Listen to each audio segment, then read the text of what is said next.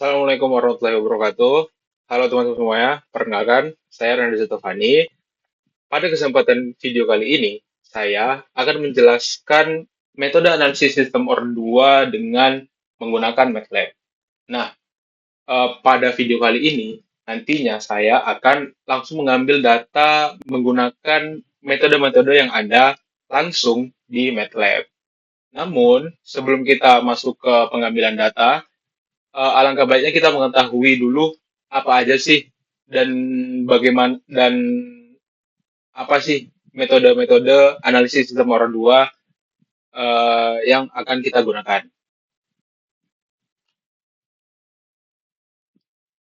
Oke, baik. Jadi sebelum kita masuk ke berbagai metode yang nantinya akan kita ambil datanya, kita harus mengetahui dulu nih apa itu sistem order 2. Nah, jadi sistem order 2 ini itu merupakan suatu sistem kontrol yang karakteristiknya itu memiliki pangkat tertinggi 2. Nah, maksudnya pangkat tertinggi 2 ini, itu kita lihat dari bagaimana fungsi alih dari sebuah sistemnya.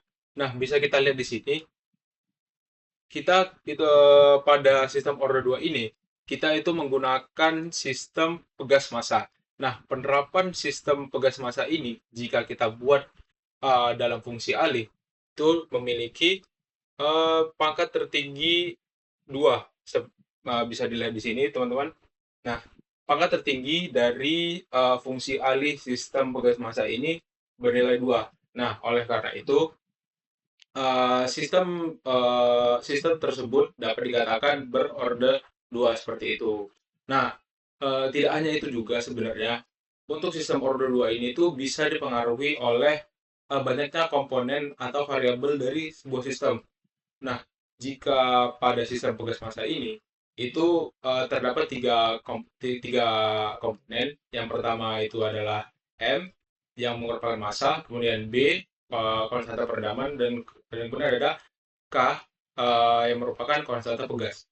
Nah, dari ketiga ini, itu nantinya ketika dibuat dalam fungsi alih, itu akan menghasilkan persamaan yang pangkat tertinggi 2. Nah, jika sebuah sistem, kita menggunakan sistem lain yang mungkin memiliki komponen sebanyak 4 atau 5, itu nantinya akan mempengaruhi pangkat order yang nantinya akan dihasilkan. Seperti itu, teman-teman. Nah, ini dia metode-metode yang kita gunakan. Nah, metode-metode ini merupakan metode-metode analisis sistem order 2. Dan masing-masing metodenya itu memiliki definisi dan kegunaan yang berbeda-beda, teman-teman. Nah, jadi terdapat dua metode, yaitu root locus dan juga border plot. Untuk pertama, kita akan membahas metode root locus terlebih dahulu. Nah, apa sih metode root locus itu sendiri?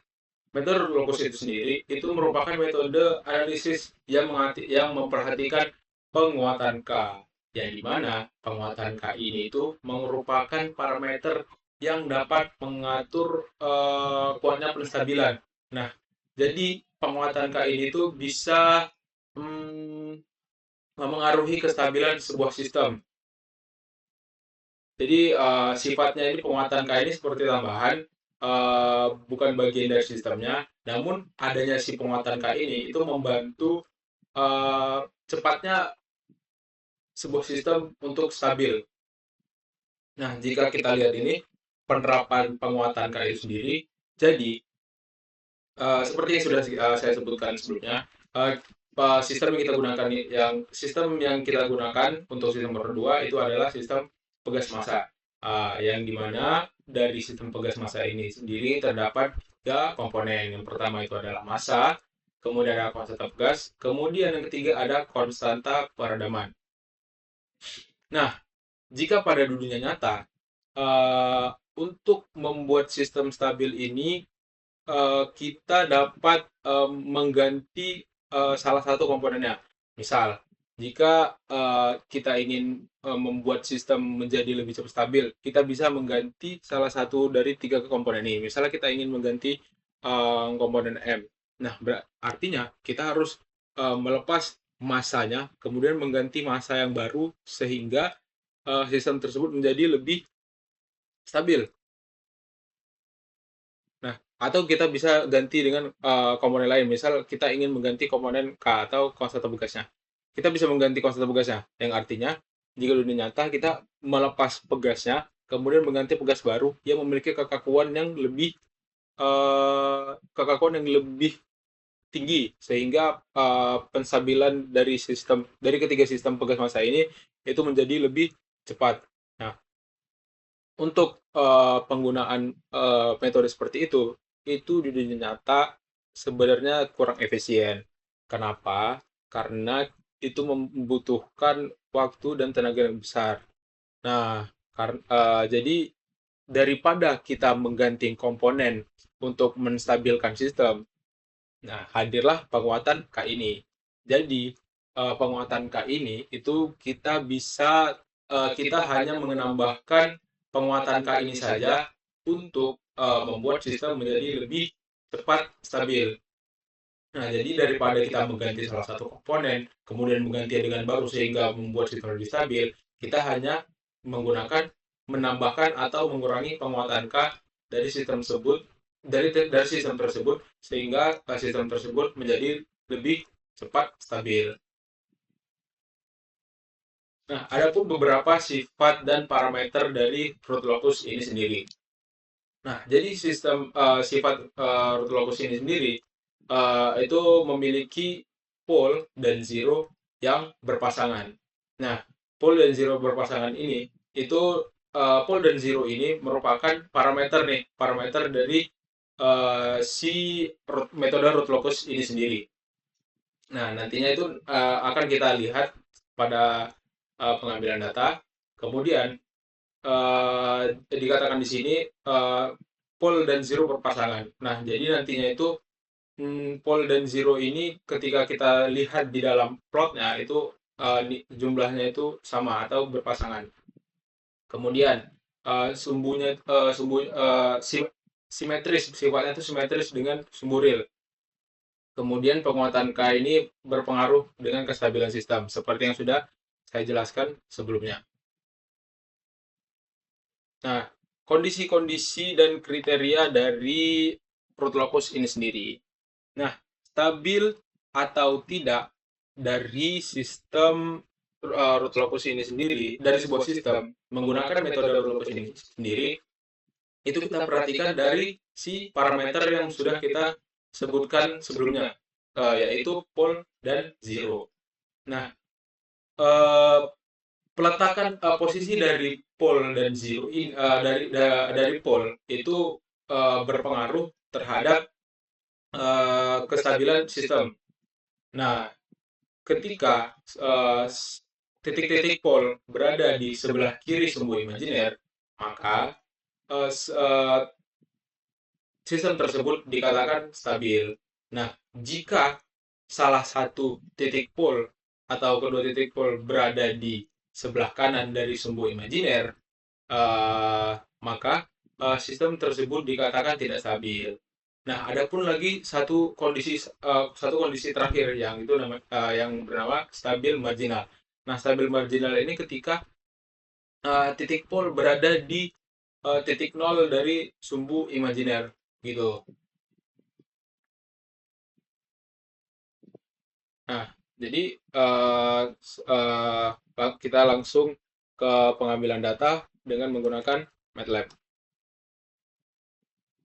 Nah, di sini teman-teman sudah terdapat source code dari root locus ini sendiri.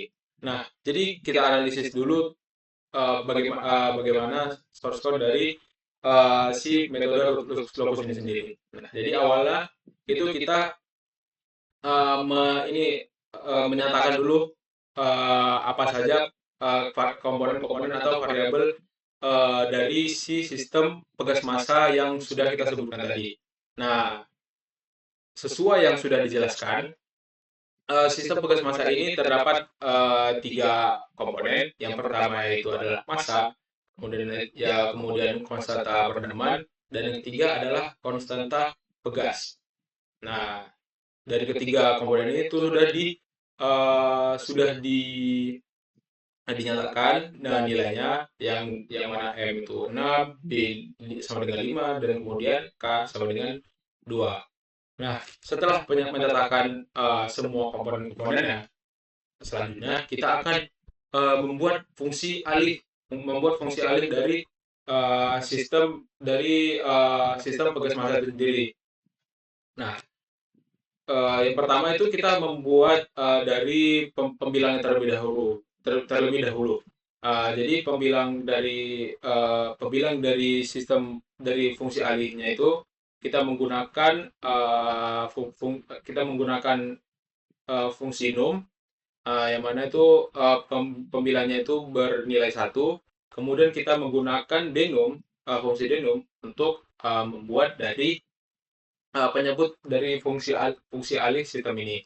Nah, yang seperti kita lihat di sini, itu nilai dari penyebutnya itu merupakan komponen-komponen dari sistem pegas massa yang sudah kita nyatakan sebelumnya. Nah, kemudian dari num dan num ini kita nyatakan dengan fungsi sys. Nah, dari sys ini itu nantinya itu sys ini itu merupakan variabel yang berisi transfer function dari si sistem pegas massa itu sendiri. Nah, kemudian ini ada juga nih figur-figur yang berjumlah 3. Nah, dari figur 1 ini sendiri itu merupakan figur sistem open loop yang nantinya itu akan respon sistem open loop. Nantinya itu akan kita lihat masing-masing figur dari figur 1, 2, 3 setelah kita run. Oke, baik, langsung saja kita run, teman-teman. Nah, coba kita lihat di sini. Kita bahas dulu dari si figur 1. Nah, figur 1 ini sendiri itu merupakan plot biasa saja, yang merupakan itu respon dari sistem open loop. Nah, jadi itu dengan menggunakan input step yang sesuai dengan seperti yang kita tahu. Jadi step ini itu yang mana itu pengisian, yang dapat kita lihat dari sini, grafiknya itu bergerak dari bawah hingga ke atas, hingga akhirnya itu sistem menjadi stabil kembali. Nah, lanjut ke figur kedua. Figur kedua sudah masuk ke analisis root locus.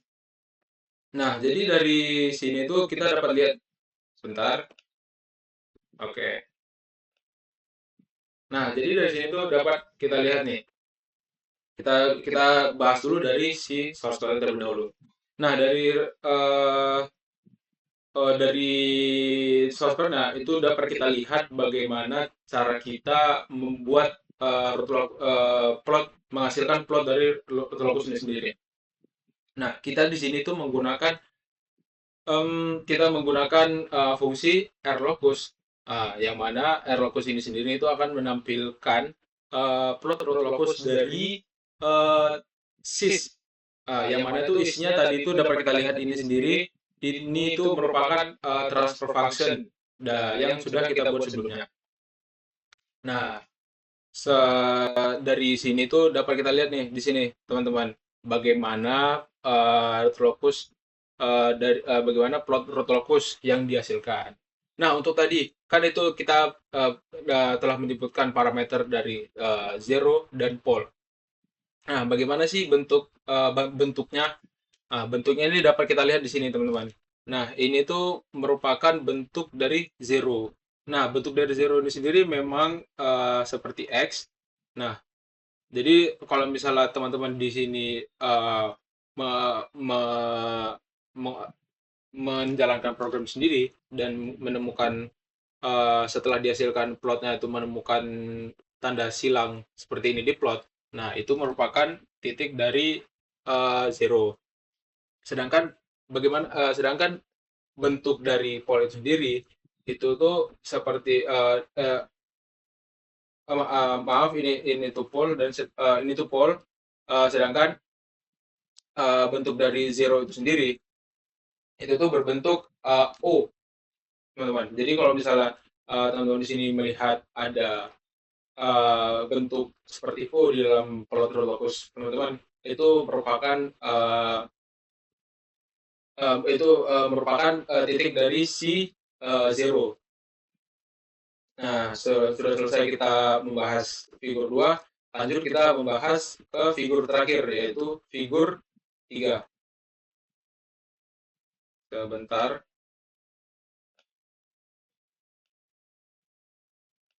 Baik.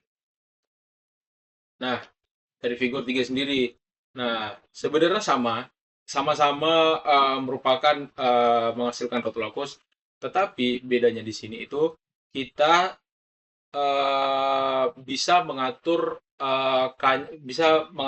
mengatur K-nya sesuka hati kita menggunakan si kursor ini, teman-teman. Ya bisa kita lihat di sini kan itu bergerak, dan itu nih bisa kita letakkan dimanapun kita mau. Nah, kenapa bisa begini? Karena di sini pada source code untuk figur 3 itu kita menggunakan eh, airlock find nih, teman-teman. Nah, jadi airlock find ini sendiri eh, itu membuat kita dapat menentukan seberapa besar penguatan K yang nantinya akan berpengaruh terhadap akan berpengaruh terhadap kestabilan sistem yang kita gunakan. Oke, jadi pada figur ketiga ini kita akan mencoba bagaimana titik-titiknya nih, teman-teman. Bagaimana pengaruh seperti yang sudah saya jelaskan, apa benar eh, peletakan ini itu dapat mempengaruhi kestabilan sistem. Baik, jadi kita pilih titiknya, misalkan kita pilih di sini. Nah, inilah hasilnya. Nah, jadi dari sini itu setelah kita tekan kursor tadi, itu nantinya kita akan menentukan sebenarnya kita menentukan eh, seberapa besar dari penguatan K yang akan kita gunakan. Nah, jadi dari sini itu sendiri itu kita dapat lihat nih seberapa besar penguatan K yang sudah tadi kita pilih melalui plot menggunakan airlock find tadi, teman-teman. Nah, penguatan yang kita kita gunakan terhadap si sistem tadi itu sebesar 1,0976. Nah, seperti itu. Nah, bagaimana Bang, kalau misalnya peletakannya itu menjauh atau di tempat yang lain? Baik, kita tes ulang lagi. Oke, kan tadi itu titiknya kita buat di sini. Nah, bagaimana kita membuat agak lebih jauh ke atas sedikit?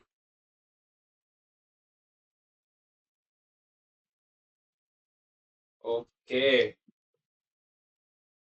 Nah, setelah kita buat titiknya dan lebih jauh, nah terlihat nih perbedaannya eh,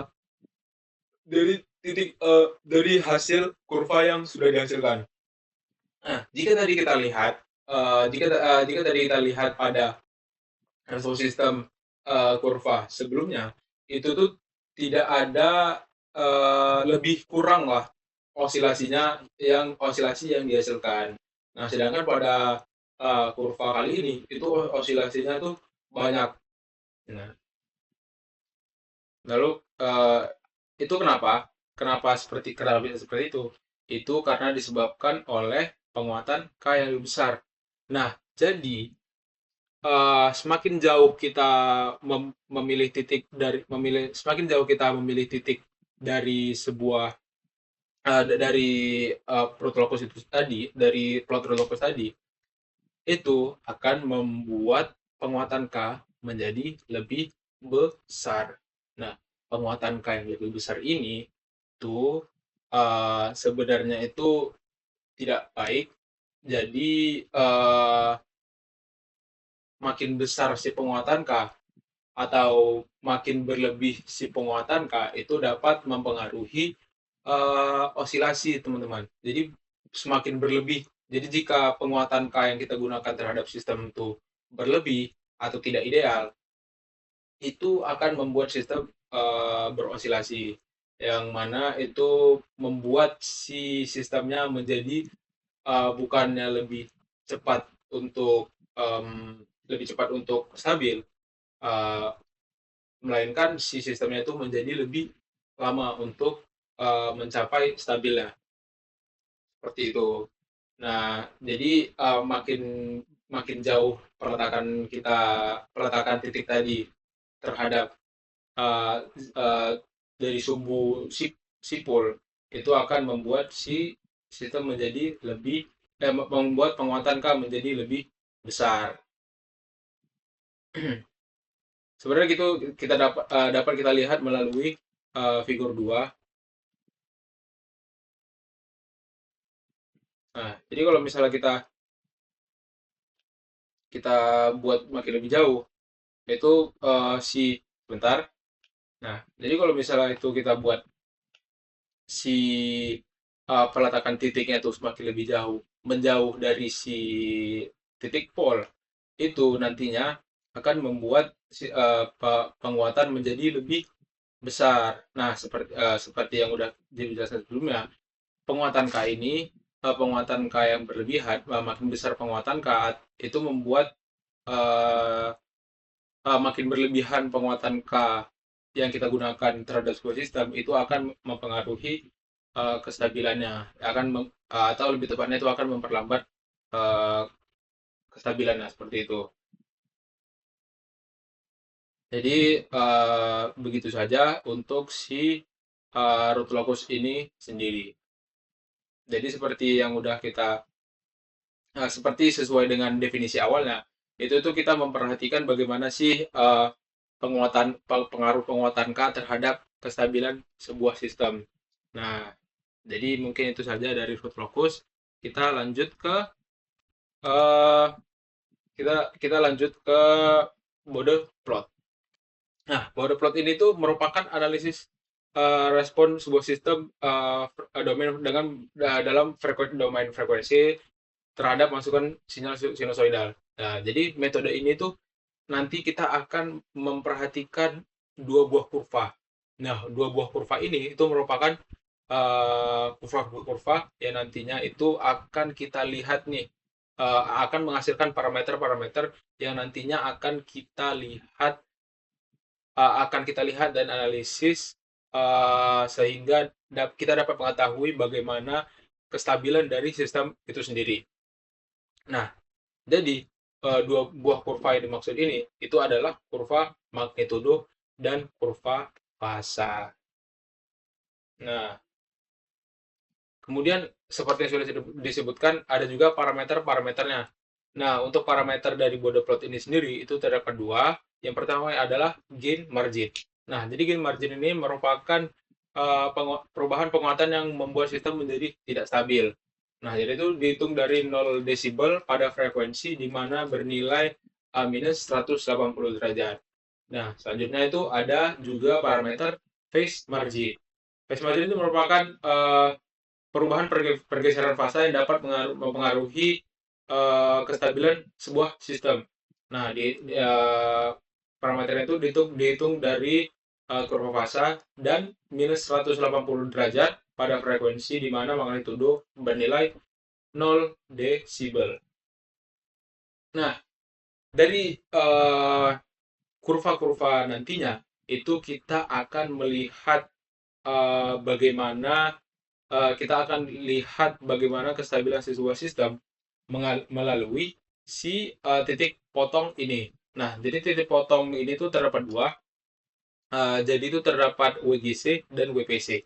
WGC itu sendiri merupakan gain crossover frekuensi, yang mana itu merupakan titik frekuensi ketika kurva magnitudo memotong 0 desibel. Sedangkan WPC atau phase crossover frekuensi merupakan titik frekuensi ketika kurva fasa memotong minus 180 derajat, minus 180 derajat.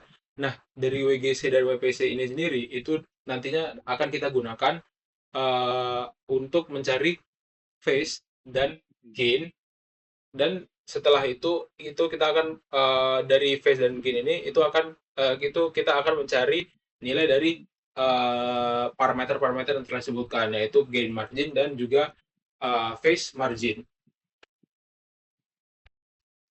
Nah, seperti yang udah saya jelaskan sebelumnya, dari WGC itu sendiri itu akan menghasilkan nilai gain dan juga nilai phase. Nah, nilai-nilai tersebut itu dapat kita masukkan ke dalam rumus-rumus yang sudah ada di sini, teman-teman. Nah, jadi dari untuk mencari gain margin dan phase margin itu sendiri itu dapat kita cari dengan menggunakan perhitungan menggunakan rumus-rumus ini. Nah, seperti itu. Nah, kan tadi juga si Ruthlopus ada kondisi-kondisi kestabilan. Nah, untuk kondisi-kondisi kestabilan dari border plot ini sebenarnya sama, terdapat tiga juga. Yang pertama ada stabil, tidak stabil, dan juga stabil marginal. Nah, hanya saja perbedaan dari parameter-parameter dari si border plot ini itu berbeda. Nah, kalau untuk keadaan stabil pada border plot itu sendiri, itu kita itu menggunakan parameter yang udah disebutkan. Yang pertama itu adalah gain margin dan juga phase margin. Nah, ketika stabil itu ketika keadaan stabil, kedua parameter gain margin dan phase margin itu bernilai positif, teman-teman. Jadi kalau misal kedua nilainya itu positif, itu dapat dikatakan stabil. Atau juga dapat kita lihat dari nilai dari phase margin dan juga gain margin ini sendiri. Yang mana jika phase margin lebih besar daripada gain margin, maka sistem tersebut dapat dinyatakan stabil. Selanjutnya, untuk tidak stabil. Nah, untuk tidak stabil ini itu adalah keadaan ketika salah satu dari parameter parameter tadi itu bernilai negatif. Uh, Tidak hanya salah satu saja, tapi juga keduanya. Nah, jika salah satu saja sudah bernilai negatif, maka sistem tersebut tidak dapat dikatakan tidak stabil. Nah, atau juga dapat kita nyatakan dalam besaran nilai dari masing-masing parameter.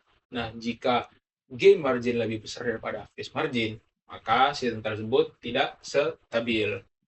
Nah, selanjutnya untuk stabil marginal dapat dikatakan sebuah sistem dapat dikatakan kondisi ini itu ketika kedua parameter bernilai 0, atau dapat kita nyatakan dengan nilai masing-masing nilai parameternya jika phase margin sama dengan gain margin, maka sistem tersebut dapat dikatakan stabil marginal. Seperti itu. Baik, maaf tadi langsung di slide terakhir. Nah, jadi dari sini tuh langsung saja kita ambil data-datanya. Kita balik ke metode lagi. Nah, ini nih teman-teman, dari si source code untuk metode analisis border plot. Nah, jadi untuk border plot ini sendiri, itu jadi untuk awalnya itu sama, kita nyatakan dulu nilai dari komponen-komponennya dengan sistem yang masih sama, yaitu sistem pegas massa. Nah, setelah kita nyatakan nilai dari parameter-parameter, kemudian kita buat dari fungsi alihnya. Sama saja seperti tadi, menggunakan num-denum, kemudian transfer function. Nah, kemudian ini dari si border plot ini sendiri, itu seperti yang udah dijelaskan sebelumnya, itu kita menganalisis dua kurva. Kita menganalisis dua kurva. Nah, nanti dari masing-masing figur ini itu akan menghasilkan dua kurva. Oke, langsung saja kita run programnya.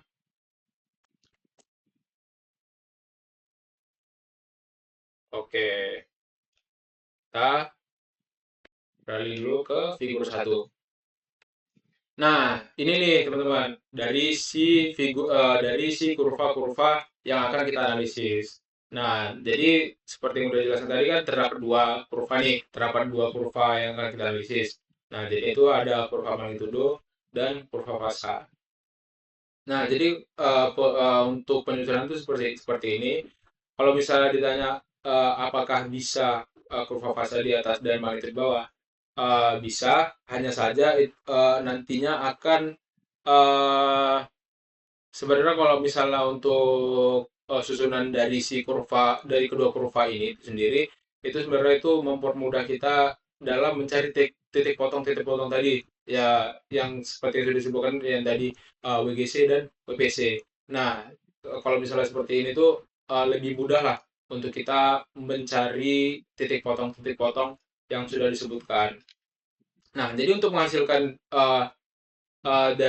untuk menghasilkan sebuah plot seperti ini, itu kita menggunakan membuat di source code, yaitu menggunakan fungsi Bode, menggunakan fungsi Bode. Nah, jadi fungsi Bode ini sendiri itu nanti akan menghasilkan plot ini teman-teman. Nah, kalau di sini tuh kita itu membuat plot Bode dari variabel sys, yang merupakan variabel yang berisi transfer function yang sudah kita buat sebelumnya. Nah, lanjut ke figur 2. Kalau misalnya dari teman-teman lihat tuh, apa sih perbedaannya dari kedua gambar ini? Nah, sebenarnya sama aja, hanya saja perbedaannya itu terdapat pada eh, apa ya? Atribut-atribut. Nah, atribut-atribut dari si figurnya ini nih. Kan kalau kita bisa lihat di sini kita bandingkan dari keduanya, itu figur 2 itu lebih lengkap lah si informasi-informasi yang ditampilkan. Nah, perbedaan ini disebabkan apa nih kira-kira? Nah, perbedaannya ini itu disebabkan oleh dari source code yang kita buat. Nah, pada figur 2 itu eh, source code-nya itu kita menambahkan si sebentar kita tambahkan margin atau penguatan eh, penguatan K. Nah, jadi dari si ini tuh nantinya itu akan membuat si figur 2 ini menjadi lebih apa ya, menjadi lebih lengkap lah yang nantinya itu akan membuat si eh, yang nanti itu akan menampilkan si gain margin dan juga phase margin ini sendiri. Baik. Nah, kemudian langsung seperti yang udah kita jelaskan itu kita lihat nih akan kita lihat tuh bagaimana kita analisis kestabilan sistemnya melalui dari awalnya tuh nilai dari masing-masing parameter. Nah, seperti yang kita lihat di sini, itu nilai dari GM dan PM itu ada yang bernilai positif dan negatif. Nah, GM ini sendiri itu bernilai negatif nih teman-teman. Nah, dari sini saja itu sudah dapat kita katakan bahwa sistem yang kita gunakan ini itu tidak stabil karena salah satu dari si eh, salah satu nilai dari salah satu parameter itu sudah bernilai negatif. Nah, kemudian eh, untuk kita lihat dari perhitungan dari masing-masing parameter, kan tadi itu dapat kita temukan itu dapat kita cari menggunakan titik-titik potong, ya yaitu WGC dan WPC. Nah, dari awalnya itu untuk mencari WGC itu kita dapat awalnya itu kita dari sini. Maaf ini WPC. Nah, itu kita dapat paskan hingga mendekati minus 179. Kemudian dari sini. Nah, kan dari dari si base ini sendiri itu dapat kita lihat di sini itu bernilai akan kita dapatkan nilai dari magnitudenya ini teman-teman. Yang mana tuh nilainya itu 28. Nah, dari 28 ini itu dapat kita masukkan ke dalam rumusnya. Seperti yang kita dapat kita lihat di sini kan rumusnya itu untuk magnitud atau gain itu eh, merupakan nol kurang gain atau magnitudenya. Nah, jika kita masukkan nilainya 28 ke dalam rumus ini, 0 dikurang 28, maka akan menghasilkan minus 28. Nah, maka dari sini dapat terbukti bahwa nilai dari gain marginnya ini sendiri merupakan minus 28 desibel. Nah, untuk mencari si PM-nya ini bagaimana? Nah, untuk mencari nilai PM-nya itu kita itu menggunakan eh bentar. Nah, dari sini kita tarik potong dari sini hingga hingga memotong bertemu dengan garis responnya. Kita paskan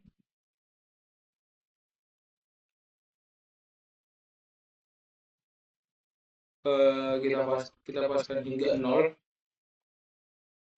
Sebisa mungkin nilainya itu mendekati 0 teman-teman. Tidak harus 0, tapi tidak mungkin mendekati 0. Nah, seperti ini sudah bisa.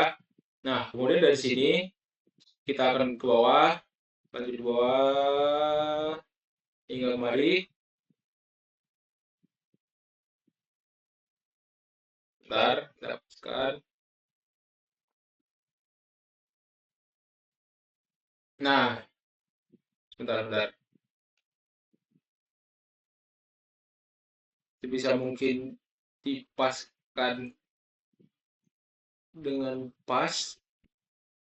Oke, di sini juga sudah bisa. Nah, dari si WGC, maaf tadi itu WPC dari WGC. Jadi dari WGC ini itu nantinya uh, kita akan dapatkan nilai dari fasa. Nah, nilai fasa dari sini itu berjumlah minus 169 derajat. Nah, dari nilai ini itu dapat kita masukkan ke dalam rumusnya, yaitu uh, fasa dikurang minus 180 derajat. Nah, jika kita masukkan nilainya minus 169 dikurang minus 180, maka akan menghasilkan berapa? Bentar. Akan menghasilkan nilai, bentar,